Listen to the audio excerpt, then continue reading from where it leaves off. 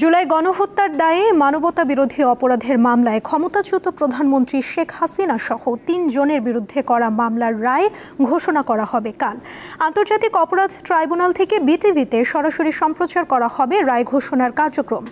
আসামি নারী হিসেবে কোনো অনুকম্পা পাবেন না বলে মনে করছে প্রসিকিউশন। 2024 সালের 5 আগস্ট আওয়ামী লীগ সরকার পতনের পর আন্তর্জাতিক অপরাধ ট্রাইব্যুনাল পুনর্গঠন করা হয়। পুনর্গঠিত ট্রাইব্যুনালে জুলাই গণ অভ্যুত্থানের সময় সংগঠিত মানবতা বিরোধী অপরাধের ঘটনায় প্রথম মামলাটি হয় শেখ হাসিনার বিরুদ্ধে, যার রায় ঘোষণা করা হবে সোমবার।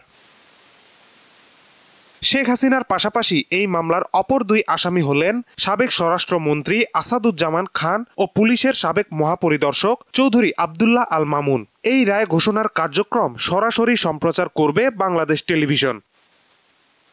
রাষ্ট্রপক্ষ দাবি করেছে, আসামিদের বিরুদ্ধে আনা 5টি অভিযোগই প্রমাণ হয়েছে, তাই আসামিদের সর্বোচ্চ সাজা প্রত্যাশা করছে প্রসিকিউশন। অভিযোগ আনা হয়েছিল, প্রসিকিউশন 5টি অভিযোগই সন্দেহাতীতভাবে প্রমাণ করতে সক্ষম হয়েছে এবং প্রসিকিউশন সর্বোচ্চ শাস্তি মৃত্যুদণ্ড প্রার্থনা করেছে ট্রাইব্যুনালের। শুধু তাই নয়, এবং এই আসামিদের সম্পত্তি বাজেয়াপ্ত করে এই মামলায় বা এই ঘটনায় যারা ভিকটিম আছে, শহীদ আছে, আহত পরিবার আছে, তাদের বরাবর হস্তান্তরের প্রার্থনা আমরা জানিয়েছিলাম। বাংলাদেশের ইতিহাসে ফাঁসির সাজা হলেও কোনো নারীর মৃত্যুদণ্ড এখনো কার্যকর হয়নি। নারী হলেও শাস্তির ক্ষেত্রে পলাতক শেখ হাসিনার বিশেষ কোনো সুবিধা পাওয়ার সুযোগ নেই বলে মনে করছে প্রসিকিউশন।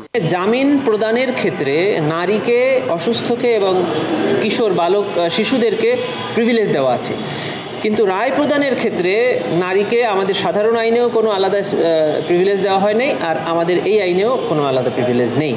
অর্থাৎ রায় প্রদানের ক্ষেত্রে আসামি নারী হোক পুরুষ হোক, তিনি তার অবস্থানে থেকে কি অপরাধ করেছেন সেই অপরাধের গ্র্যাভিটি বিবেচনা করে শাস্তি প্রদান করা হবে।